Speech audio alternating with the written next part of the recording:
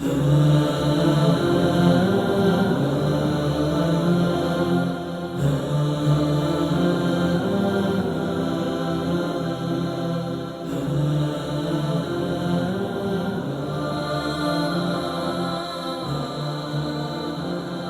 الله الرحمن الرحيم. الحمد لله والصلاة والسلام على رسول الله. اللهم صل على محمد وعلى آل محمد كما صليت على إبراهيم وعلى آل إبراهيم إنك حميد مجيد. رب اشرح لي صدري ويسر لي أمري واحلل عقدة من لساني يفقه قولي. دوستان عزیز، برادران و خواهران گرامی، مؤمنین و موحدین، السلام علیکم و رحمت الله و برکاته. دوستای گرامی، ما 4 درس از کتاب سنه امام عبدالله رحمه الله را خواندیم و امروز در درس 5 از این کتاب مبارک هستیم. در این کتاب که از ابتدا در مورد جهمیه سخن گفته شد، امام عبدالله رحمه الله در مسئله از اینکه قرآن مخلوق نمی باشد دلایلی را از آیات قرآن، از احادیث رسول صلی الله علیه وسلم و از اقوال صحابه و از اقوال تابعین و ائمه‌ای که بعد از آنها بودند استدلالایی کرده بودند، کل از آنها را نقل کرد و بعضی از رؤوس جهمیه را معرفی کردیم، مثل جعد بن درهم، جهم بن صفوان، بشر بن ریسی و ابن ابی دؤاد و ثمامه بن اشرس و حسین الکرابیسی و امثال آنها. و بعضی از فرقه های جهمیه را درسایی که تیر شده با آنها بیان کردیم، مثل واقفیه و لفظیه و کسانی که موافق در یک اصولی از اصول جهمیه موافق بودن او را بیان کردیم و ائمه اهل سنت که آنها را تکفیر کردن، بر آنها رد کردن، آنها را هم سخن گفتیم. و بعضی از صفات الله سبحانه و تعالی را هم بیان کردیم، احادیث، آیاتی که بود و اقوال صحابه که بود، اقوال تابعین، ائمه اهل سنت که در مورد بعضی از صفات الله سبحانه و تعالی گفته بودن، در مورد از اینکه الله سبحانه و تعالی بالای عرش است و الله سبحانه و تعالی از خلقش جدا می باشه.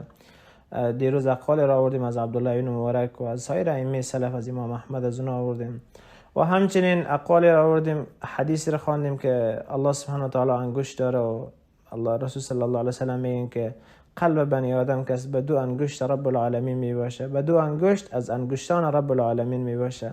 این کتاب ماشاءالله کتاب بزرگی است، احادیث بیشتری در درس های آینده میاد ان شاء الله. اکثر صفاتی که در مورد الله سبحانه و تعالی است، صفات الله سبحانه و تعالی است، در احادیث بیان شده و در اینجا ما که از او را بیان میکنیم و اقوال ائمه اهل سنت هم در تایید و احادیث ان شاء الله میاریم ان شاء الله تعالی. لیکن امام عبدالله رحمه الله تعالی بعد از اینکه ذکر مختصری از جهمیه میکنه و صفات جهمیه را بیان میکنه، بعضی از فرقه های جهمیه را بیان میکنه، میاد در مورد اهل رأی سخن میگه و در اینجا بابی را گذاشته. بابش در این مورد است که روایات را از پدرش و از سایر ائمه اهل سنت که از اونها یاد گرفته، از مشایخی که یاد گرفته از اونها روایت میکنه. در مورد ابو حنیفه، در مورد ابو حنیفه روایت را میاره که ائمه اهل سنت در مورد چی گفتن، به خاطری که مذهب از او که از یک مذهب مشهور است و پیروان زیادی هم داره، در همون زمان هم که از مذهب از او که از مذهب حکومت ها بوده. امام عبدالله رحمه الله بعد از اینکه ذکر مختصری از جهمیه میکنه، در این جا که از باب را گذاشته در مورد ابو حنیفه، اقوالی را در مورد ابو حنیفه میارن. اقوالی را از کی میاره؟ از پدرش نقل میکنه و از ائمه اهل سنتی که بودن از اونها اقوال نقل میکنه که اونها در مورد ابو حنیفه چی گفتن و اونها چی نظر داشتن در مورد اعتقاداتش، در مسائل اعتقادی، در مسائل ایمان، در مسائل که احکام است. هر چیزی که اونها گفتن اونها رو نقل کرده. چرا امام عبدالله رحمه الله برای امر اهتمام کرده و بابی را در مورد بدگویی از او گذاشته؟ به این خاطر است که در زمان سلف 2 طایفه ضرر بسیار بزرگی را بر اسلام و بر مسلمان ها گذاشتن که میتونیم بگیم این 2 طایفه که از بانی دیگه طایفه ها بود، یا میتونیم بگیم که 2 طایفه که از مادر 2 طایفه های اهل بدعتی که بعد از آنها آمدن بودن. یکی طایفه جهمیه بود که آنها به سبب آنها و اینمی رد بر صفات الله سبحانه و تعالی، انکار صفات الله تعالی، تحریف و تعویل صفات الله سبحانه و تعالی، از اونجا سرچشمه گرفت. و طایفه هایی که بعد از آنها آمدن، لفظیه و واقفیه و کسانی که کلابیه و اشعریه و ماتریدیه و امثالشان کام بدن، کلشان سرچشمه ایشان و میتونم بگیم پیشوایشان که از کلش اما جهم بن صفوان یا جعد بن درهم و امثالش است. و طایفه دیگری که اونها که از بانی سایر فرقه های اهل بدعت یا مادر سایر فرقه های اهل بدعت شدن، طایفه اهل رأی است. طایفه اهل رأی است که امامشان ابو حنیفه می باشه و ابو حنیفه که است دینش دین رأی بود، دین قیاس بود. اقوال از ائمه اهل سنت میاریم که آنها بیان کردن که ابو حنیفه مخالفت با احادیث رسول صلی الله علیه و سلم میکرد در مسائل اعتقادی، در مسائل احکام، در خیلی از مسائل. چه کسانی از در مورد ابو حنیفه سخن گفتن؟ کسانی در مورد ابو حنیفه سخن گفتن که آنها ائمه اهل سنت هستند، پیشوایان اهل سنت هستند، مثل امام مالک، اوزاعی، شافعی، سفیان ثوری، سفیان ابن عیینه، امام محمد ابن زید و سایر ائمه اهل سنتی که بودن، عبدالله ابن مبارک، امام بخاری، امام ترمذی و سایر ائمه که بودن، آنها آمدن هر کدامشون در مورد ابو حنیفه سخن گفتن و ما هم سعی میکنیم که اقوال از اونها را بدون کمی و کاسی، بدون از اینکه زیادت بکنیم از پیش خود ما یا اقوال از اونها را تنقیص بکنیم یا اقوال از اونها را تحریف بکنیم، ان شاء الله نقل میکنیم و کسی ما را متهم به این نکنه که ما از پیش خود چیزی را ساخته باشیم، از پیش خود چیزی را گفته باشیم، یا متهم ما را به خوارج نکنن یا ما را تکفیر نکنن، ما را به متهم به چیزی از کفر و شرک نکنن به خاطر که در مورد ابو حنیفه سخن میگم، بلکه ما او چیزی را که امام عبدالله در این کتاب آورده، در این کتاب از اقوال سلف آورده، همون را بیان میکنیم ان شاء الله تعالی.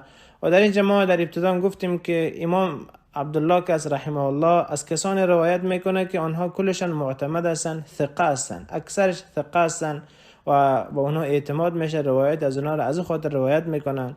و امام عبدالله که از در نزد کسان درس خواندگی است که اهل بدعت نبودن، چون امام احمد رحمه الله او را نهی میکرد که از اهل بدعت روایت بکنه. از او خاطر امام عبدالله رحمه الله سعی خود زیاد کرده و کوشش زیاد کرده روایت را که میاره کلش روایت صحیح باشه و روایت باشه که از ائمه سلف باشه رحمت الله علیهم اجمعین، از ائمه باشه که آنها بدعت نداشته باشن، آنها کسانی نباشن که بدعت گذار باشن و امت خراب کرده باشن و گمراه کرده باشن. بیان کردن بدعت اهل بدعت، بیان کردن گمراهی آنها، یکی از سلوک سلف بود، یکی از سلوک سلف بود.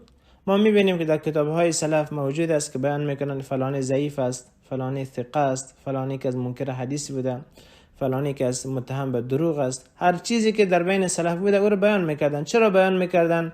کدام خصومت شخصی سلف با کسی نداشتن. ائمه اهل سنت امام بخاری و سفیان ثوری و سفیان ابن عیینه، شافعی و مالک و اوزاعی و کل ائمه سلف، اینها کدام خصومت شخصی با کسی نداشتن یا حسادت شخصی با کسی نداشتن که از روی حسادت یا از روی خصومت شخصی خود کسی را گفته باشن که این مرجئه است، یا کسی را گفته باشن این جهمیه است، یا کسی را گفته باشن که دین از این گرفته نمیشه، یا کسی را گفته باشن که این ضعیف است، این دروغگو است، این منکر حدیث است، این چیزا گفته باشن. ائمه سلف کدام سخنایی گفتن هیچ کدامش به خاطر خصومت‌های شخصی نیست، بلکه به خاطر شفقتی که به دین داشتن، به خاطر خیرخواهی که به دین داشتن، خیرخواهی که به اهل اسلام داشتن.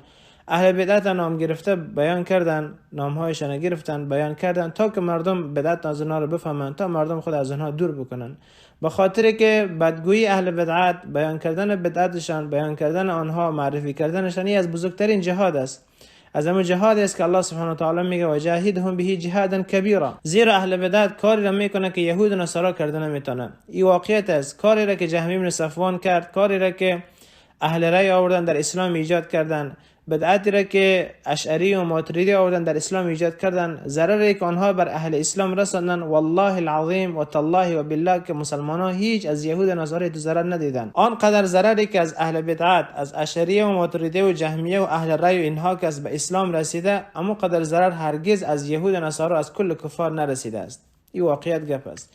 و امروز به حد رسیده که اهل بدعت آنقدر تعظیم کردن، آنقدر تمجید کردن که امروز اگر ما بیایم به مردم بیان بکنیم که اینمی انسان اشعری بود، اینمی انسان ماتریدی بود، اینمی انسان بر منهج جهمی بن صفوان بود، همون جهمی که ائمه اهل سنت فتوای کفر و فتوای قتلش صادر کردن، فتوای او را تکفیر کردن، ما اگر بیایم امروز کسی را از اقوالش ببینیم که اقوالش عین اقوال جهم است، عین پیروی از جهم است، پیروی از بشر مرسی و امثالش می باشه، بیایم امروز بیان بکنیم، کسی امروز سخن ما را نمیشنه، بلکه ما را متهم میکنن که گویا جاسوس باشیم، ما را متهم میکنن گویا که ما خوارج باشیم یا جاسوس استخبارات ها باشیم، جاسوس کفار باشیم، ما را متهم میکنن که بین مسلمانان تفرقه میپرتیم. اگر کلمه حق بگوییم و کلمه‌ای را که سلف گفتن، کلمه‌ای که ائمه سلف گفتن، مذهبی را که ائمه سلف داشتن، اگر او را بیان بکنیم، ما را 100% به او چیز متهم میکنن، ما را تکفیر میکنن، ما را خوارج میگن، ما را جاسوس کفار میگن، هر چیزی که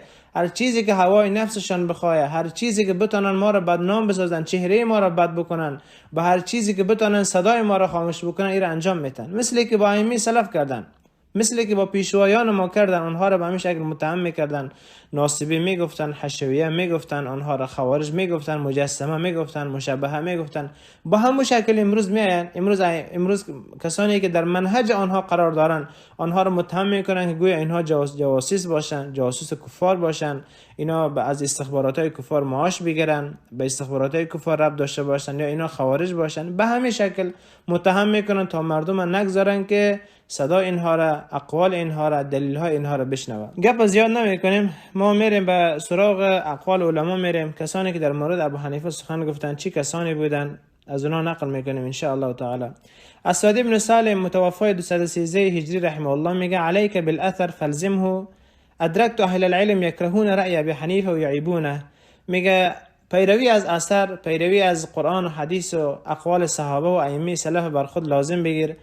میگه من اهل علم یافتم، دریافتم، با آنها سخن گفتم، دیدم کلشان یکرهون رأی ابی حنیفه، کلشان از رأی ابو حنیفه، از نظرات ابی حنیفه بد میبردن. و امام اسحاق ابن راهوی رحمه الله که متوفی 231 هجری است میفرمایه، میگه در خراسان که بود، میگه ای ابو حنیفه میگه زیاد تعظیم میشه و کسی میگه ما جرئت نمیکردیم کسی بتونه در مورد ابو حنیفه سخن بگه و ما فکر نمیکردیم کسی بیای مخالفت با ابو حنیفه داشته باشه.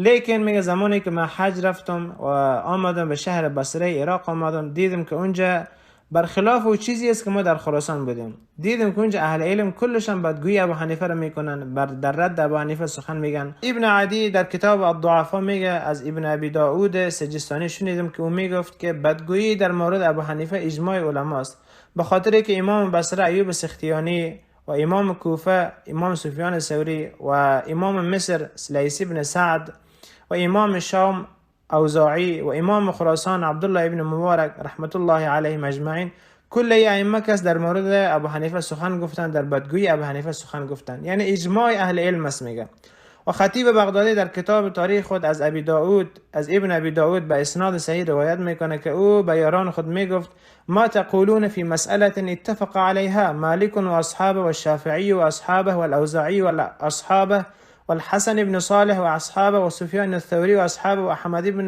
واحمد بن حنبل واصحابه فقالوا له يا ابا بكر لا تكون مسألة اصح من هذه. به یارانش میگفت که چی میگن در مسئله ای که امام مالک و یارانش، امام شافعی و یارانش، امام اوزاعی و یارانش و امام حسن بن صالح و یارانش و سفیان ثوری و یارانش و احمد بن حنبل و یارانش اتفاق کرده باشن، شما در مسئله ای که کل ائمه اتفاق کرده باشن در اون مسئله شما چی میگن؟ میگه یارانش گفتن که ای ابوبکر هیچ مسئله دیگه مثل صحیح تر از این نمی باشه. وقتی که یک چیزی که اتفاق بین اهل علم بود دیگه، وقتی که یک چیزی که اتفاق بین اهل علم بود، پس به او یک مسئله پیدا نمیشه که یعنی صحیح تر از او باشه. فقال هؤلاء كلهم اتفقوا على تضليل ابي حنیفه. میگه پس اینطور که هست بدانین کل ائمه که است، ائمه که من نام بردم، اینا اتفاق کردن بر گمراه بودن ابی حنیفه. از او خاطر اقوالی را که ما میاریم اقوال سلف است، اقوال ائمه اهل سنت است و کسانی نیست که از بعد از او آمده باشن، کسانی نیست که بعدها پیدا شده باشن. و ائمه اهل سنت هم سخنانی که در مورد ابو حنیفه گفتن، این سخنانی که از به خاطر خصومت‌های شخصی نبوده و اینا هیچ خصومت شخصی با کسی نداشتن، بلکه اینها به خاطر شفقت و مهربانی که با اسلام و با اهلش داشتن بیان کردن تا مردم از بدعت از او دور باشن، از مذهب از او دور باشن، از رأی او دور باشن. و خطیب بغدادی در تاریخ خود نامهای ائمه که در مورد ابی حنیفه سخن گفتن، در بدگوییش سخن گفتن، یا او را تکفیر کردن، یا مرجعه گفتن، یا او را به یک شکل بدگویی از او را کردن، نامهای از اونا که نقل میکنه شمار از اونا به 35 امام میرسه، به 35 امام اهل سنت میرسه که از جمله آنها ایوب سختیانی است، حماد بن سلمه است، حماد بن زید است، ابو عوانه است، امام اوزاعی است، ابو اسحاق الفزاری و ابن مبارک و ثوری و وکیع و سفیان بن عیینه و امام مالک و شافعی و احمد و بخاری و ابو بکر بن عیاش و بیش سایر ائمه اهل سنت است. و از سایر ائمه اهل سنت در بدگویی ابو حنیفه، در رد ابو حنیفه که سخن میگه. امکان نداره که کل ائمه اهل سنت کس در گمراهی باشن، کل از اینها کس به کسی اجازه طعن داده باشن در حالی که او از طعن از او چیزا کس بیزار باشن.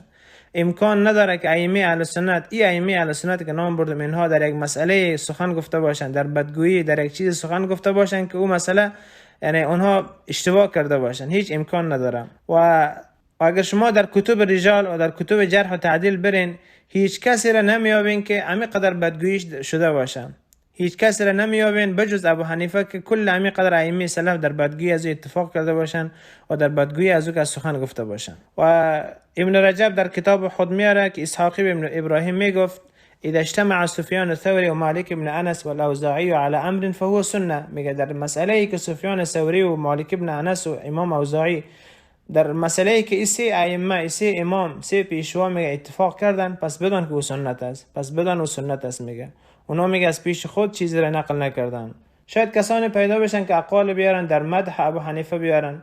این اقوالی که در مدح ابو حنیفه میاره انشالله ما میخوانیم، بررسی میکنیم اقوالی که به امام شافعی نسبت میشه و به امام مالک نسبت میشه یا امام عبدالله بن مبارک نسبت میشه، کلی اقوال میاریم که انشالله اینا چی گفتن در مورد ابو حنیفه و اقوالی که در بعضی وقتا که او را نقل میکنه که اونها گویا این را توصیف کرده باشن و این اقوال که از اکثرا اقوالی است که ساخته شدگی است و اقوالی است که بر کسای دیگری گفته شده، آنها آوردن نام ابو حنیفه را اضافه کردن و اقوالی است که اگر ما سندن ببینیم اقوالی که در بدگویی ابو حنیفه است او زیادتر میباشه و بیشتر میباشه از اقوالی که در خوبیش است.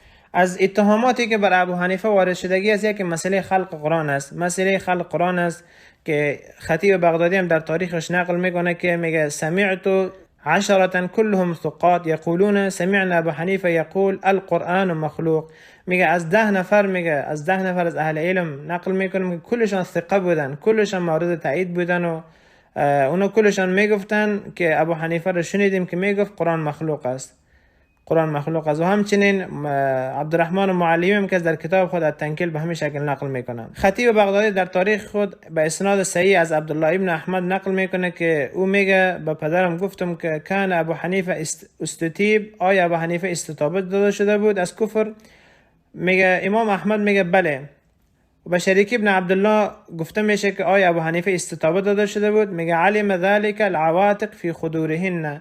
میگه حتی ایره کنیزکا در خانه ها کسی را میفهمیدن که ابو حنیفه که از کفر استتابه داده شدگی است. و از کسانی که به استتابه ابو حنیفه از کفر سخن گفتن سفیان ثوری است، سفیان ابن عیینه، عبدالله ابن ادریس، اسد ابن موسی، شریک القاضی و امام اوزاعی و یزید ابن زریع، مؤمل ابن اسماعیل و یحیی ابن حمزه و قیس ابن ربیع رحمهم الله می باشند و بیشتر هستند اینها. اما اینکه آیا ابو حنیفه که از مسئله خلق قرآنی توبه کردگی است یا نه، چون استتابه از اون مشهور است که او را ائمه اهل سنت آمدن او را استتابه دادن، آیا این توبه کرده یا نکرده، این را ان شاء الله ما اقوال دیگر را میاریم در این مورد باز بیان میکنیم که واقعا توبه کرده یا نکرده ان شاء الله میخوانم در این کتاب. دومین مسئله که در مورد ابو حنیفه زیاد گفته شده، قول مشهور از او است که در مسئله ارجاء در مسئله ایمان میباشه که او مرجئه در مسئله ایمان است و از دعوتگران این مسئله بود و مردم دعوت میکرد به این مسئله. ابو مسهر میگه در کتاب تاریخ بغداد میگه کان ابو حنیفه رأس المرجئه. میگه ابو حنیفه رأس المرجئه بود، از بزرگان مرجئه بود. و امام یحیی ابن معین که امام جرح و تعدیل است در زمان امام احمد رحمه الله می باشه، او میگه کان ابو حنیفه مرجئا و کان من الدعاة ولم يكن في الحديث بشيء. میگه ابو حنیفه مرجئه بود بلکه از دعوتگران به مرجئه بود و در حدیث چیزی نبود. و ابو عبدالرحمن المقری میگه کان والله ابو حنیفه مرجئا و دعانی الى الارجاء فابيت عليه.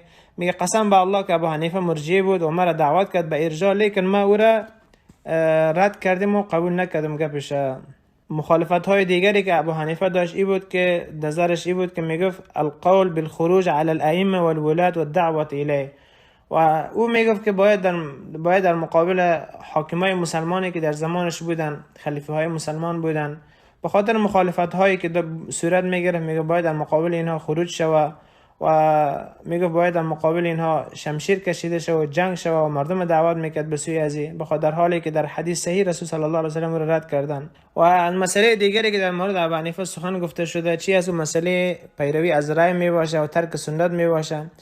ابن هانی رحمه الله در مسائل خود میگه من از ابو عبدالله احمد ابن حنبل پرسان کردم آیا کتاب مالک و شافعی به تو دوست داشتنی تر است یا کتاب ابو حنیفه و ابی یوسف؟ میگه امام احمد گفت الشافعی اعجب الی، هذا وإن كان وضع كتابا فهؤلاء يفتون بالحديث وهذا يفتي بالرأي فكم بین هذین. امام احمد رحمه الله گفت طبیعی است که کتاب شافعی بریم عجیب تر است، بریم مهم تر است، با ارزش تر است، به خاطری که این با حدیث فتوا دادگی است. شافعی و مالک رحمهم الله به حدیث فتوا دادگی است و ابو حنیفه که بر رأی به نظر خودش فتوا دادگی است، به قیاس فتوا دادگی است. و امام اوزاعی میگه انا لا ننقم على ابي حنیفه انه كان يرى كلنا نرى ولكننا ننقم عليه انه يجيء الحديث عن النبي صلى الله عليه وسلم فيخالفه الى غيره. امام اوزاعی رحمه الله میگه ما بر ابو حنیفه رد نمیکنیم به خاطر از اینکه او رأی داره و نظر داره، میگه کل ما رأی میتیم و نظر میتیم، بلکه میگه ما به خاطر از بعد میگیم که به او حدیث رسول صلی الله علیه وسلم پیش میشه، لیکن میگه مخالفت با حدیث رسول صلی الله علیه وسلم میکنه. و ابو اسحاق میگه کان ابو حنیفه یجیه الشیء عن النبی صلی الله علیه وسلم فیخالفه الی غیره. امام ابو اسحاق میگه ابو حنیفه طوری بود که وقتی که برش حدیث خوانده میشد، حدیث رسول صلی الله علیه وسلم ترک میکرد، مخالفت با حدیث رسول صلی الله علیه وسلم میکرد و چیز دیگر از پیش خود میساخت و به او عمل میکرد. و حماد بن سلمة رحمه الله میگه ان ابا حنیفه استقبل الاثار والسنن فردها برأیه. میگه ابو حنیفه آثار ان اقوال صحابه و اقوال تابعین آورده میشد، آیات قرآن آورده میشد، از سنت برش دلیل آورده میشد، فردها برأیه، با رأی خود را رد میکرد. و امام مالک ابن انس رحمه الله میگه که ینقض السنن بالرأی، میگه ابو حنیفه که سنت میگه با رأی خود میگه او را باطل میکرد، مشکن از بین میبرد. و امام وکی رحمه الله میگه وجدنا ابو حنیفه خالف 200 حدیث. امام وکی رحمه الله میگه ابو حنیفه را ما دریافتیم که در 200 حدیث با رسول صلی الله علیه وسلم مخالفت کرده بود. و از مسائلی که ائمه اهل سنت سبب شده که در بدگویی ابو حنیفه سخن بگن، پیروی از او که از حیله می باشه و سعی میکرد که حیله بیاره در دین و حلال حرام بسازه. در ابطال الحیل از امام ابن بطاس نقل میکنه که امام احمد رحمه الله میگه هذه الحيل التي وضعها هؤلاء ابو حنيفه واصحابه عمدوا الى السنن فاحتالوا في نقضها اتوا الى الذي قيل لهم انه حرام واحتالوا فيه حتى احلوه. امام احمد رحمه الله میگه این حیله را که ابو حنیفه و یارانش ایره ساختن و ایره وضع کردن، اینا خواستن که با سنت مخالفت بکنن و با حیله هایشان میگه سنت نقض کردن، سنت شکستن، حتی به سرحد رسید و چیزی که در شریعت حرام شده بود آمدن میگه او را حلال جور کردن. و امام عبدالله بن مبارک رحمه الله میگه من نظر في كتاب الحيل لأبي حنيفة احل ما حرم الله و حرم ما احل الله.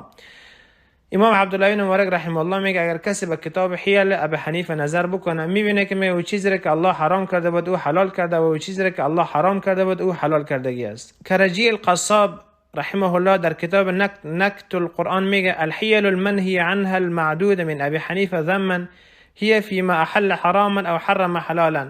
میگه حیله‌ای که نهی شدگی است، حیله‌ای که ابو حنیفه استفاده میکنه و به اون میگه او حیله است که میگه چیزی که حرام شده بود اونو میگه آوردن حلال کردن و چیزی که حرام شده بود آوردن اون حلال کردن. از مسائلی که مشهور است، مسائلی که در زمان ما مشهور است که یک نفر زنش طلاق میده، در یک مجلس 3 طلاق میده، احناف به این نظر هستن کسی که 3 طلاق داد میگن طلاقش واقع میشه در یک مجلس، لکن میبینیم که سلف که به این نظر نبودن، قرآن و سنت مخالف این سخن است. وقتی که میبینن راه دیگر پیدا نمیکنن میرن امی زنک از میرن این زنک از با یک نفر دیگه میخوابانن، یک شب با یک نفر دیگه میخوابانن، باز او طلاق میته، باز او طلاق داد باز میارن با این نکاح میکنن، کلش حیله است، حیله جور میکنن، در حالی که رسول صلی الله علیه وسلم در حدیث بیان میکنن که کسی که این رقم حیله میکنه الله تعالی هر دویش لعنت کردگی است و نکاح هر دویش هم درست نمیشه. نکاح کسی که اول کرده، نکاح کسی که دوم کرده، این زن کس به هر دو مرد حرام میشه. و به همین شکل اقسام زیادی است که از ابو حنیفه و از کسانی که پیروی ابو حنیفه را کردن و از در مسائلی که گفتم این ابو حنیفه که از حیله را در دین جور میکرد و به حیله خودشان خیلی چیزا را حلال کردن، اون چیزی که الله تعالی و رسول صلی الله علیه وسلم بیان کردن و حرام است، حرام الله را آوردن حلال کردن و حلال الله سبحانه و تعالی را آوردن حرام کردن. و حیله که از پیروی از یهود می باشه، پیروی از یهود است که الله سبحانه و تعالی از یهود در قرآن سخن گفتگی است که الله سبحانه و تعالی آنها را نهی کرده بود که در روز شنبه شکار نکنن، ماهی نگیرن، لیکن آنها در روز شنبه که از تور میگذاشتن و باز در روز یک شنبه میگرفتن، به اون شکل حیله میکردن. و کسانی که در نقش قدم از او قرار دارن، کسانی که از در دین میارن حیله میکنن، حیله بازی میکنن، آنها کسانی هستند که از یهود پیروی میکنن، صفات یهود در وجودشان است. و همچنین از اسبابی که سلف سبب شد در مورد ابو حنیفه سخن بگن، اقوال و فتواهای زشت او است، اقوال و فتواهایی است که اگر کسی در زمان ما کسی سخن بگه حتما ما او را تکفیرش میکنیم، حتما ما او را کافر میگیم، تکفیرش میکنیم. به ابو حنیفه حدیث خوانده میشه که رسول صلی الله علیه و سلم نهی کردن که در مقابل خلیفه مسلمان ولو که ظالم باشه در مقابلش خروج کردن روا نیست. و ابو حنیفه میگه هذا حدیث خرافه، میگه این حدیث خرافات است، میگه یعنی حدیثی است که ارزش نداره. استغفر الله. قول رسول صلی الله علیه و سلم میگه قول خرافه است، میگه ارزش نداره. مثال از ابو حنیفه نقل است که میگه لو ادرکنا النبی صلی الله علیه و سلم و ادرکته لاخذ بكثير مني ومن قولي وهل الدين الا رأی. میگه اگر پیامبر صلی الله علیه و سلم مرا میدید و من رسول صلی الله علیه و سلم میدیدم، میگه لاخذ بكثير مني ومن قولي، میگه به سخنان زیاد من میگرفت، به اکثر سخنای من میگرفت، به سخنای من عمل میکرد و به سخنای من رسول صلی الله علیه و سلم نظر میداد. و میگه و هل الدین الا رأی، و دین میگه آیا جز این است که رأی است؟ سبحان الله. این قول کفری است. این کی میگه غیر از این که کسی که انسان کافر باشه کلمه رو بگه؟ هیچ کسی که گپ نمیگه که ما اگر در زمان رسول صلی الله علیه و سلم بودم رسول الله را به رأی من سخن میگفت. سبحان الله. این جرأت که هیچ صحابه نکردگی است، این جرأت که ابو حنیفه میکنه، بلکه جرأت هیچ وقت مسلمان جرأت نمیکنه. و همچنین گستاخی ابو حنیفه در مورد کسی است که در نماز خود رفع الیدین میکنن، که در عبدالله بن مبارک میگه ترفع یدیک انک تريد ان تطیر، میگه رفع یدین میکنه، دستایت بالا میکنه، یعنی مثل که میخوای پرواز بکنی، مثل که میخوای پرواز بکنی. و امروز کسانی که از احنافی که امروز میاین به سنت های رسول صلی الله علیه و سلم استهزا میکنن، تمسخر میکنن، و کسی که میای پای خود در نماز به صف استاد میشه، به استاد کردن صف با او که از تمسخر میکنن، میگن پای از زیر سایکو چقدر، میگن با چقدر باز گذاشته، یا میان به اشاره سبابه استهزا میکنن، یا میان به دست بسته کردن که بالای سینه دست خود بسته بکنه استهزا میکنن، یا میان کسایی که به گفتم رفع یدین بکنه با استهزا میکنن، یا کسایی که آمین بلند بگن با استهزا میکنن، یا کسی بیای مثلا پاچه خود ازار خود که از بالا بکنه میان با استهزا میکنن. کل استهزاها که سرچشمه گرفته از امامشان و پیشوایشان ابو حنیفه میباشه. ابو حنیفه که از به همین شکل با احادیث رسول صلی الله علیه و سلم بازی میکرد، با حدیث رسول صلی الله علیه و سلم استهزا میکرد، تمسخر میکرد، با سنت رسول صلی الله علیه و سلم تمسخر میکرد. مثل که نمی روایت خواندیم که عبدالله بن مبارک میگه سایت بالا میبره مثل که میخوای پرواز کنی. میگه اقوال از نقل است که اباحه المسکر و چیزی را که نشه آور است اونا رو مباح میدانست، اونا رو حرام نمیدانست، در حالی که کل ائمه اهل سنت بر چی از اونها که از اتفاق دارن. و فسوی در تاریخ خود به سند صحیح از ابی مسهر الغسانی روایت میکنه، میگه حدثنا یحیی ابن حمزه، میگه ان ابو حنیفه قال لو ان رجلا عبد هذه النعل يتقرب بها الى الله لم ارى بذلك بأسا. میگه ابو حنیفه را شنیدم که میگفت اگر کسی بیا اینمی کفش عبادت بکنه، اینمی کفش عبادت بکنه که با او تقرب بکنه به سوی الله، میگه من به هیچ چیز نمیبینم، یعنی هیچ گناهی نمیبینم که گناه کرده باشه. فقال سعید هذا الكفر صراحا، سعید گفت که کفر صریح است. این قول کفر صریح است. خطیب بغداد در کتاب خود از ابن فضیل و از قاسم بن حبیب نقل میکنه که میگه ما کفش خود در یک جا گذاشتم، سپس میگه به ابو حنیفه گفتم که ارایت رجلا صلى لهذه النعل حتى مات الا انه يعرف الله بقلبه فقال مؤمن. میگه ما به او گفتم که اگر کسی را دیدی که به می کفش عبادت نماز خوان تا زمانی که مرد، لیکن میگه به قلب خود الله را میشناخت، اما عقیده جهمیه که به قلب خود الله را میشناخت. میگه ما گفتم میگه در مورد از چی؟ میگه در مورد کسی که بیایه به کفش نماز بخونه و کفش عبادت بکنه. میگه فقال مؤمن، ابو حنیفه گفت میگه مؤمن است. فقلت لا اکلمک ابدا، میگه برش گفتم که من هرگز با تو سخن نمیگم. چرا گفت که مؤمن است؟ گفت به خاطر که الله را در قلبش میشناسه، اما عقیده جهم است. و از دلایل دیگری که ائمه سلف آمدن در مورد ابو حنیفه سخن گفتن، به خاطر از این است که انه ضعیف الحدیث و کثیر الخطا، به خاطر که ابو حنیفه که ضعیف حدیث بود، در حدیث ضعیف بود و خطایش هم زیاد بود. امام احمد رحمه الله میگه حدیث ابی حنیفه ضعیف و رأیه ضعیف، میگه حدیثش و سخنش کلش ضعیف است. و امام بخاری رحمه الله در تاریخ الکبیر میگه کان مرجئا سکتوا عنه عن حدیثه، میگه ابو حنیفه که از مرجئ بود، سکتوا عنه عن حدیثه، از حدیثش میگه ساکت شدن، از نقل نمیکنن. امام بخاری رحمه الله در کتاب تاریخ کبیر میگه که ابو حنیفه کان مرجئا سکتوا عنه عن حدیثه، میگه مرجئ بود و از حدیثش هم گرفته نمیشد. امام ابن حبان در کتاب المجروحین میگه مات ابو حنیفه سنه 50 و 100 ببغداد لم يكن الحديث صناعته حدث ب130 حديثا مسانيد ما له حديث في الدنيا غيره اخطأ منها في 120 حديثا. ابن حبان میگه که ابو حنیفه در سنه 150 هجری در بغداد وفات کرد که از او هیچ حدیثی نمانده بود. میگه در 130 حدیث میگه از او روایت شده بود، 130 حدیث روایت شده بود که در دنیا غیر از او 130 حدیث دیگه نداشت. میگه در از 130 حدیث در 120 حدیث از او کس خطا کرده بود، اشتباه کرده بود، در 120 حدیث خطا کرده بود. اما یکون قلب اسناده او غیر متنه من حيث لا يعلم. میگه یا سند حدیث میگه تغییر داده بود یا که متن حدیث میگه تغییر داده بود. میگه فلما غلب خطأه على صواب استحق ترك الاحتجاج به في الاخبار.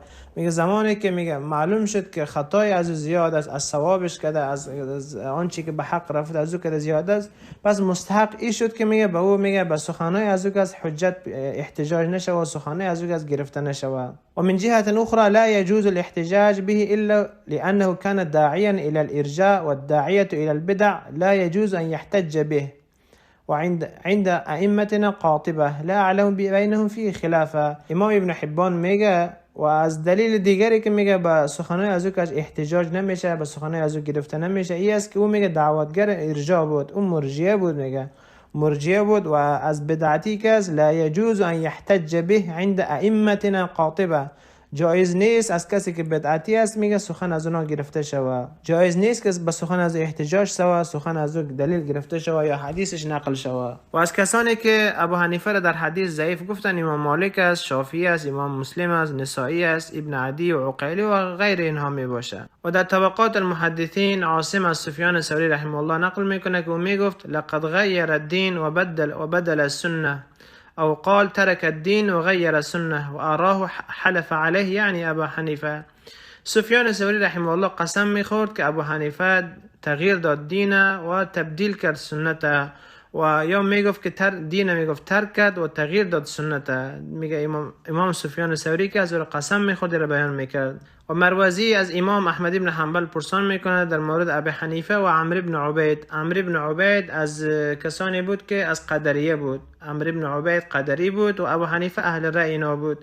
میگه از پرسان کردم که از دو مرد، از دو انسان پرسان کردم و امام احمد گفت که ابو حنیفه اشد علی المسلمین من عمرو بن عبید لانه له اصحابا. میگه ابو حنیفه که از به مسلمانان شدیدتر است، ضررش زیادتر است از عمرو بن عبید کرده، به خاطری که ابو حنیفه که از یاران زیادی داره، پیروان زیادی داره. به همین شکل ما میبینیم امروز در زمان ما میبینیم که پیروان این انسان که زیادتر است نسبت به پیروان کسانی که از ائمه سلف پیروی کرده باشند. اینمی دلایل سبب شد که امام عبدالله رحمه الله تعالی در کتاب خود بعد از اینکه ذکر جهمیه را کرد، بعد از اینکه ائمه جهمیه را و مذهب جهمیه را مختصر بیان کرد، این جهمیه را طایفه دیگری که در اسلام ضرر زیاد گذاشتن، طایفه اهل رأی بودن که ابو حنیفه امامشان بود، امام اهل رأی است و امام عبدالله رحمه الله شروع میکنه به بیان کردن او. ابو حنیفه تنها از باب رأی نبود که مثال در دین رأی خدا آورده باشه و سنت خدا ترک کرده باشه، بلکه او در مسئله ایمان که از مرجئه بود، به مسئله ایمان مرجئه بود و میگفت که ایمان کم و زیاد نمیشه و ایمان که از عمل از ایمان جدا میدانست. و همچنین و او دلیل و همچنین رأی اویی بود که میگفت باید بر ائمه و پیشوایان مسلمان ها که بود و خلیفه های مسلمان ها میگفت باید بر علیه از آنها خروج شود. و در ردی کتاب مبارک از پیشوای جهمیه کوثری حنفی کافر نجس کتاب را نوشتگی است که در او کتابش به هر یک از ائمه اهل سنت، شافعی و مالک و امام احمد و سفیان ثوری و اوزاعی، به هر یکی از اونهایی که مثلا در مورد ابو حنیفه سخن گفتن، به هر یکشان طعنه زدگی است و طعن زدگی است، به هر یکشان بد گفتگی است به خاطر دفاع از ابو حنیفه، چون امام ابو حنیفه پیشوایش می باشد. امام عبدالله رحمه الله تعالی از پدرش روایت میکنه، از امام احمد میگه از پدر خود شنیدم سمعت ابي يقول عن عبد الرحمن بن مهدي انه قال من حسن علم الرجل ان ينظر في رأي ابو حنیفه. عبد الرحمن بن مهدی گفتیم استاد امام احمد رحمه الله است که در سنه 198 هجری رحمه الله وفات کرده، که حتی در شأن از او علی ابن المدنی رحمه الله میگه لو حلفت بین الرکن والمقام لحلفت انی لم ارى احدا اعلى من عبدالرحمن ابن مهدی. اگر من قسم بخورم بین رکن و مقام، هر آینه قسم میخورم به ای که کسی را عالمتر ندیدم از عبدالرحمن ابن مهدی. و امام احمد رحمه الله در شأن او میگه عبدالرحمن ابن مهدی امام، میگه او امام است. و میفرماید عبدالرحمن ثقة خيار صالح مسلم من معادن الصدق، میگه انسان ثقه است، انسان اعتمادی است، صالح است، مسلم است، از معدنهای صدق است. و در اینجا که است امام احمد رحمه الله میفرماید که عبدالرحمن بن مهدی گفت از نیکی علم یک مرد ای است که به نظر ابو حنیفه، بر رأی ابو حنیفه نگاه بکنه. این سخنش در باب مدح نیست، مثل که بعضی فکر میکنن کاش این میگن که در باب مدح است. در روایت دیگری که از عبدالرحمن بن مهدی در مورد ابو حنیفه از اونا را میخوانیم که در اونجا بیشتر توضیح میده. عقیلی رحمه الله در کتاب الضعفاء نقل میکنه که میگه از محمد بن بشار شنیدیم که میگفت ما کان عبدالرحمن بن مهدی یذکر ابو حنیفه الا قال بینه و بین الحق حجاب. میگه زمانی که در نزد عبدالرحمن بن مهدی از ابو حنیفه یاد میشد، میگفت که بین او و بین حق پرده است، بین او و بین حق پرده است. و در کتاب الحلیه از نقل است که میگه ما کان یدری ابو حنیفه ما العلم، میگه ابو حنیفه نمیدونست که علم چی است. و عبدالرحمن ابن عمرو میگه از عبدالرحمن بن مهدی پرسان کردم که میگه آیا از ابو حنیفه بگیریم او چیزی که موافق حق باشه، او سخنایش که موافق حق باشه، آیا سخنای حقش بگیریم؟ قال لا ولا کرامه، گفت نه، حتی او سخنایش که موافق حق است او هم گرفته نمیشه. جاء الى الاسلام ينقضه عروه عربه لا يقبل منه شيء، میگه در اسلام آمد، اسلام گره اسلام که از مشکست از بین میبرد، از او هیچ چیز قبول نمیشه. و همچنین از عبدالرحمن بن مهدی نقل است میگه ما هبطت فتنه من السماء الى الارض اضر من ابي حنیفه، فتنه که مضرتر از ابی حنیفه از آسمان به زمین فرود نیامده، پایین نیامدگی است. اسحاق ابن راهوی رحمه الله تعالی میفرماید که ما صاحب رأی بودم، ما از جمله اهل رأی بودم. میگه ما به قصد حج بیرون شدم، از خراسان میرفتیم طرف حج. و میگه از کتاب عبدالله بن مبارک او دلایلی را که ابو حنیفه گفته بود و موافق با حدیث بود، میگه اونا را گرفتم. میگه فبلغت نحو من 300 حدیث، میگه تقریبا 300 حدیث گرفتم. میگه 300 حدیث گرفتم و گفتم که از این حدیث از علمایی که در حجاز هستن، در عراق هستن، از اونا پرسان میکنم. و من میگه گمان نمیکردم که کسی جرأت بکنه که مخالفت با ابو حنیفه بکنه. میگه فلما قدمت البصره جلست الى عبدالرحمن بن مهدی فقال لي من اين انت فقول من اهل مرو. میگه زمانی که در بصره آمدم، در نزد عبدالرحمن بن مهدی آمدم و از من پرسان کرد که از کجا هستی؟ ما گفتم از اهل مرو، از ازبکستان. میگه او فترحم علی ابن مبارک، میگه بر ابن مبارک رحمت فرستاد، بر او گفت که رحمه الله. گفت و ابن مبارک رحمه الله رو میگه زیاد دوست داشت و گفت که آیا کدام قصیده در شأن در رسای عبدالله بن مبارک داری؟ ما گفتم بله. میگه شروع کردم با قصیده خواندن. میگه قصیده نشیدی بود، میگه شعری بود که میگه در مورد عبدالله بن مبارک رحمه الله بود. میگه میخواندم تا جایی که رسیدم، میگه به یک متن از او شعر رسیدم که میگه به ابو حنیفه که با خوبی وصف شده بود، یک مقطع شعر بود. میگه یک بار دیدم که عبدالرحمن بن مهدی در حالی که میگه او هی گریان میکرد و اشک از چشمایش میریخت، گفت اسکت قد افسدت القصیده، گفت ساکت شو، گفت قصیده را خراب کردی، قصیده را فاسد کردی، با ذکر ابو حنیفه، با گرفتن نام از او قصیده را خراب کردی. میگه ما برش گفتم میگه که خود چطور میشه امام عبدالله بن مبارک از او روایت کردگی است، از او نقل کردگی است. میگه باز عبدالرحمن بن مهدی رحمه الله گفت که بزرگترین خطایی که عبدالله بن مبارک کرد، خطایش ای بود که روایات را از ابو حنیفه نقل کرد در کتابش، روایات را از ابو حنیفه میگه در کتابش نقل کرد و گفت میگه او اهل رأی بوده. میگه ما گفتم میگه که مالک ابن انس، اوزاعی و سفیان هم کسی نظر میدادن، اونا هم رأی داشتن. میگه عبدالرحمن بن مهدی گفت فقال تقرن ابا حنیفه الى هؤلاء، گفتم میای گفت ابو حنیفه را با اوزاعی و انس و سفیان و با اینها مقیاس میکنی، با اینها برابر میکنی. میگه گفت که ابو حنیفه مثل شتوری است که به یک دشت میره که دشتی که خشک است، به اونجا میره برای چریدن، در حالی که شتران دیگه میگه او در یک وادی دیگه هستن. یعنی ابو حنیفه با ائمه سلف میگه همه قدر میگه بین از اینا و بین اونها میگه تفاوت داره. و اسحاق میگه ثم نظرت بعد فاذا الناس في امر ابي حنیفه على خلاف ما كنا عليه بخراسان. میگه باز اونجا دیدم که میگه مردم میگه برخلاف او چیزی که ما فکر میکردیم در مورد ابو حنیفه در خراسان، مردم در اونجا برخلافش بودن. و عبدالله بن مبارک رحمه الله آیات را از ابو حنیفه نقل کرده بود، لیکن بعدها توبه کرد، از رجوع کرد. در تاریخ بغداد میاره از حسین ابن عبدالله نیسابوری نقل است که میگه اشهد علی ابن المبارک شهادة يسألني الله عنها انه قال لي يا حسين قد تركت كل شيء رويته عن ابي حنيفه فاستغفر الله واتوب الیه.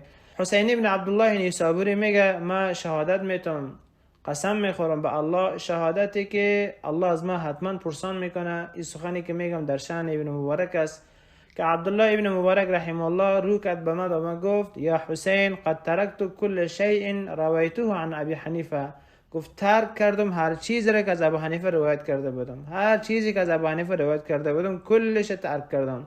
فاستغفر الله و اتوب الیه، از الله طلب استغفار میکنم و از او به او توبه میکنم.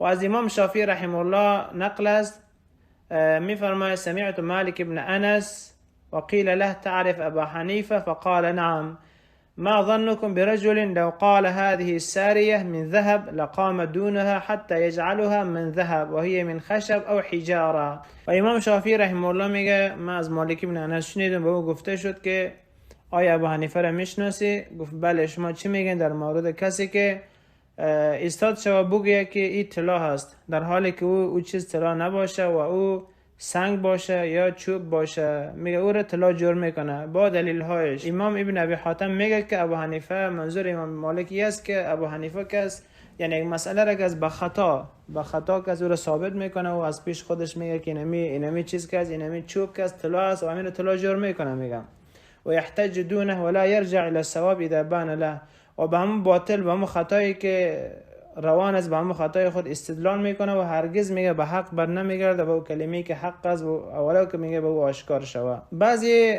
منقولات از امام شافعی نقل است که بعضی کسا را نقل میکنه که گویا امام شافعی رحمه الله گفته باشه که الناس عیال فی الفقه علی ابی حنیفه، گویا امام شافعی رحمه الله گفته باشه که مردم عیال هستند، عاجز هستند در فقه در نزد ابی حنیفه. آیا این قول صحیح هست یا نیست؟ این قول اصلا از امام شافعی رحمه الله اصلا ثبوت نداره، بلکه از امام شافعی رحمه الله ثابت است که میگه الناس عیال علی هؤلاء من اراد ان يتبحر في المغازي فهو عیال على محمد بن اسحاق بن يسار ومن اراد ان يتبحر في الشعر فهو عیال على زهير بن ابي سلمى ومن اراد ان يتبحر في تفسير القرآن فهو عیال على مقاتل بن سلیمان. از امام شافعی و چیزی که نقل است بیهقی در مناقب شافعی نقل میکنه، میگه امام شافعی رحمه الله میگفت که اگر کسی میگفت که مردم در نزد این انسان ها که عاجز هستند، میگه در علم مغازی که در نزد محمد بن اسحاق عاجز هستند و در شعر که در زهیر ابن ابی سلمه که عاجز هستند و در تفسیر قرآن مردم در نزد مقاتل ابن سلیمان که عاجز هستند. و همچنین روایت دیگری که از حرمله ابن یحیاس میگه از شافعی رحمه الله شنیدیم که میگفت من اراد الحدیث الصحیح فعليه بمالك ومن اراد الجدل فعليه بابي حنیفه ومن اراد التفسیر فعليه بمقاتل ابن سلیمان. گفت اگر کسی حدیث صحیح را میخواه از مالک پیروی بکنه و امام مالک رحمه الله گفت هر کس دنبال جدل است، دنبال رأی است، دنبال نظر خود است، گفت بره از ابو حنیفه پیروی بکنه. و هر کس اگر میخواه در تفسیر قرآن علم بیاموزه و مسائل قرآن بدانه او از مقاتل ابن سلیمان پیروی بکنه و او را سخن او را ببینه. و ابن ابی حاتم رحمه الله در مناقب خود نقل میکنه که از شافعی شنیدیم که میگفت ابو حنیفه یضع اول المسأله خطأ ثم یقیس الكتاب كله عليها. ابو حنیفه که یک مسئله را به خطا بنیان میگذاره و دیگه کل کتاب کس به او کس قیاس میکنه، میگه مسئله را تهدا و به خطا میگذاره باز کلش به او قیاس میکنه. از این خاطر و چیزی که از امام شافعی رحمه الله ثابت است او است که از ابو حنیفه به عنوان اهل جدل یاد کردگی است، نه به عنوان کسی که علم موضوع گرفته شده یا او را گفته باشه که مردم در فقه عاجز هستند در نزد ابو حنیفه. آیا فقه بجز از قرآن و حدیث میشه؟ کسی که با قرآن و حدیث مخالفت میکنه، با اقوال صحابه مخالفت میکنه، چه رقم از او علم گرفته شود، چه رقم از او پیروی شود و چه رقم کسای دیگر در نزد او عاجز باشن. امام شافعی رحمه الله میگه که ابو حنیفه را در خواب دیدم، رأیت ابا حنیفه فی النوم علیه ثیاب وسیخه لرثه. میگه ابو حنیفه را در خواب دیدم که لباس چتل و کثیف و کهنه ای را در تن داشت. روایت دیگری که امام عبدالله رحمه الله آورده از اسحاق ابن منصور است که او میگه قلت لاحمد بن حنبل یؤجر الرجل على بغض ابي حنیفه و اصحابه قال ای والله. میگه پرسان کردم از امام احمد رحمه الله که آیا انسان به دشمنی ابو حنیفه و یارانش اجر میگیره؟ گفت بله، قسم به الله اجر میگیره. و در طبقات حنابلة امام احمد رحمه الله میگه تقربوا الى الله تعالی ببغض اهل الارجاء. امام احمد رحمه الله میگه با بغض اهل ارجاء، با دشمنی مرجئه کس خود به الله نزدیک بکنین. و در کتاب عقیدت اصحاب الحدیث از عبدالله ابن طاهر روایت است که به احمد الرباطی میگه یا احمد انکم تبغضون هؤلاء القوم جهلا و انا ابغضهم عن معرفه. گفت ای احمد شما با این مرجئه که دشمنی میکنین از روی جهل میکنین، اما لیکن ما با شناختی که از اینا دارم دشمنی میکنم. اولا انهم لا یرون للسلطان طاعه. اولین چیزی که دلیل دشمنی با اینا است که اینها از خلیفه مسلمان ها اطاعت نمیکنن و از اطاعت از را واجب نمیدانن. الثانی انه ليس للایمان عندهم قدر. میگه دلیل دومی است که ایمان در نزد از اونها قدر نداره، ایمان در نزد آنها ارزش نداره. میگه والله لا استجیز ان اقول ایمانی که ایمان یحیی بن یحیی ولا که ایمان احمد بن حنبل و هم یقولون ایماننا که ایمان جبریل و میکائیل. میگه من جرأت ندارم، با خود جرأت نمیتونم، اجازه نمیتونم که بگویم ایمان مثل ایمان یحیی ابن یحیی یا ایمان ما مثل ایمان احمد بن حنبل است، لیکن اونا میگن که ایمان ما مثل ایمان جبرائیل و میکائیل است. و در کتاب ذم الکلام از خواجه عبدالله انصاری است که از نقل است عبدالله ابن احمد میگه از پدر خود پرسیدم به یک نفر یک مشکل میاد در یک شهری است که اهل حدیث کم پیدا میشن و کسانی که اهل حدیث پیدا میشن که اونا به حدیث زیاد نمیدانن، به علم حدیث زیاد نمیدانن و اهل رأی هستن، از کدام یک بره سوال بکنه مشکل خود حل بکنه؟ امام احمد رحم الله میگه میگه از کسی که به اهل حدیث است ولو که میگه او در حدیث ضعیف باشه. چرا که میگه ضعیف الحدیث خیر من قوی الرأی. میگه انسانی که در حدیث ضعیف باشه بهتر است از کسی که رأی بده و در رأی کس قوی باشه. و امام عبدالله رحمه الله در کتاب السنه در کتاب خود از پدر خود امام احمد به این شکل روایت میکنه و امام احمد میگه الضعیف الحدیث خیر من رأی ابی حنیفه. میگه ضعیف حدیث که بهتر است از رأی ابی حنیفه، بهتر است از نظر ابو حنیفه. و امام حرب کرمانی رحمه الله میگه به امام احمد رحمه الله گفته شد که به یک نفر یک مشکل یک سوال پیش میاد، کسی را پیدا نمیکنه که او سوال خود از اونها پرسان بکنه، آیا از اهل رأی پرسان بکنه. امام احمد رحمه الله میگه لا یسأل اهل الرأی عن شیء البته. گو از اهل رأی هیچ چیزی پرسیده نمیشه. و شریک میگه اثر فیه بعض الضعف احب الی من رأیهم. میگه اثری که در از بعضی از ضعیفی باشه برای من بهتر است از نظر از رأی ابو حنیفه و امثالش که از به من بهتر است. و امام احمد رحمه الله در کتاب طبقات الحنابلة از روایت است که میگه من دل علی صاحب الرأی لیفتیه فقد اعانه لهدم الاسلام. کسی یک نفر راهنمایی بکنه پیش یک اهل رأی که او فتوا بده، برای از جواب سوالش فتوا بده، میگه به تحقیق برای نابودی اسلام کس همکاری کردگی است. امام فریابی شاگرد سفیان ثوری رحمه الله میگه که کان سفیان ینهی عن النظر فی رأی ابی حنیفه. سفیان کس نهی میکرد، ما را باز میداشت از اینکه بر نظر ابو حنیفه نگاه بکنیم، بر رأیش نگاه بکنیم و رأیش بگیریم. امام عبدالله رحمه الله از مهنا ابن یحیی روایت میکنه که میگه سمعت احمد بن حنبل رضی الله تعالی یقول ما قول ابی حنیفه عندي والبعر الا سواء. گفت سخن ابو حنیفه و پیشقل در نظم یک چیز است، هیچ ارزش نداره. پیشقل همو فاضله که از گوسفند و از بز و از چیزا میاد. گفت قول ابو حنیفه و او در نظم یکسان است، هیچ فرق نداره. روایت دیگری که امام عبدالله رحمه الله آورده از ابو یوسف پرسیده میشه سألت ابو یوسف و هو بجرجان عن ابی حنیفه. در مورد ابو حنیفه از او پرسیده میشه و او میگه مات جهمیان. ابو یوسف میگه ابو حنیفه در حالی از دنیا مرد که او جهمی بود. و در تاریخ بغداد از امام یحیی ابن معین نقل است که او میگه کان محمد ابن الحسن کذابا و کان جهمیا و کان ابو حنیفه جهمیا ولم یکن کذابا. میگه محمد ابن حسن که او شاگرد یا رفیق ابو حنیفه است، میگه او کذاب بود و جهمی بود، هم دروغگو بود هم جهمی بود. میگه لیکن ابو حنیفه جهمی بود اما کذاب نبود. و به همین شکل عبدالرحمن معلمی هم در کتاب خود اینمی روایت که آورده و سند صحیح می باشه. و همچنین در تاریخ بغداد روایتی است که به ابو یوسف گفته میشه که اکان ابو حنیفه مرجئا؟ قال نعم. قلت اکان جهمیا؟ قال نعم. به ابو یوسف گفته میشه که آیا ابو حنیفه مرجع بود؟ میگه بله. میگه آیا جهمی بود؟ میگه بله. میگه ابو یوسف گفتم فاین انت منه؟ میگه پس تو کجا بودی؟ چرا شاگردی از اون میکردی و 17 سال پیش درس خوانده؟ ابو یوسف میگه انما كان ابو حنیفه مدرسا فما كان من قوله حسنا قبلناه ومن كان قبيحا وما كان قبيحا تركناه عليه. گفت ابو حنیفه مدرس و درس میداد، او سخنش که نیک بود میپذیرفتیم و او سخنش که بد بود او را ترک میکردیم. در روایت دیگه میاد انشالله که خود ابو یوسف هم گفت او هم مرجئه بوده، او هم برای استادش ابو حنیفه بوده. و همچنین از ابو یوسف شاگرد ابو حنیفه در تاریخ بغداد نقل است که او میگه ابو حنیفه میگفت که القرآن مخلوق، میگفت که قرآن مخلوق است. روایت دیگری که امام عبدالله رحمه الله از امام عبدالله ابن مبارک رحمه الله آورده، میگه در نزد عبدالله ابن مبارک یک نفر شیشته بود، گفت که این ابو حنیفه کان مرجئا یرى السیف فلم ينكر عليه ذلك ابن المبارک. گفت که ابو حنیفه مرجئه بود که میگفت که در مقابل خلیفه شمشیر کشیده شود، در مقابل خلیفه خروج شود. میگه فلم ينكر عليه ذلك ابن المبارک، میگه عبدالله ابن مبارک سخن از او رد نکرد. و روایت دیگری که از ابو الفضل خراسانی است، امام عبدالله رحمه الله آورده، میگه سمعت ابا یوسف یقول کان ابو حنیفه یرى السیف. میگه شنیدم از ابو یوسف که میگفت که ابو حنیفه میگفت که باید در مقابل خلیفه خروج شوه، شمشیر کشیده شوه. میگه برش گفتم فانت، آیا تو چه رقم بود؟ آیا تو میگفتی؟ گفت قال معاذ الله، گفت الله پناه میبرم، می سخن هرگز نگفتگی هستم و نمیگم. روایت دیگری که امام عبدالله رحمه الله از ابو موسی الانصاری آورده، میگه از اسماعیل نواسه ابو حنیفه شنیدیم که میگفت که دین ما و دین پدرم و دین جدم ای بود که القرآن مخلوق، قرآن مخلوق است.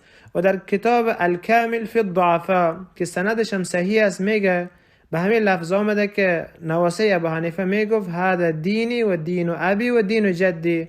میگفت که ای که گفتن قرآن مخلوق از دین ما و دین پدرم و دین جدم ابو حنیفه است. و در کتاب التنکیل از عبدالرحمن ابن معلمی است، او هم به همین شکل روایت میکنه که میگه نواسه ابو حنیفه فریاد میکشید که دین ما و دین پدرم دین جدم ابو حنیفه ای است که قرآن مخلوق است.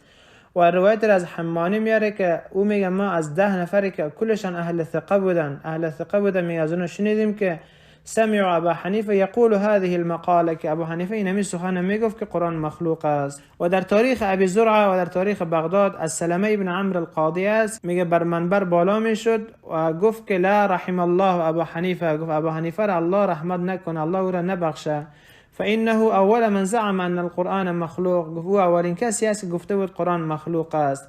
ابو حنیفه گفت قرآن مخلوق است، لیکن مردم دعوت نداد به این عقیده. در روایت دیگر میاره که اولین کسی که قرآن گفت مخلوق است او جعد ابن درهم بود، سپس جهم ابن صفوان بود.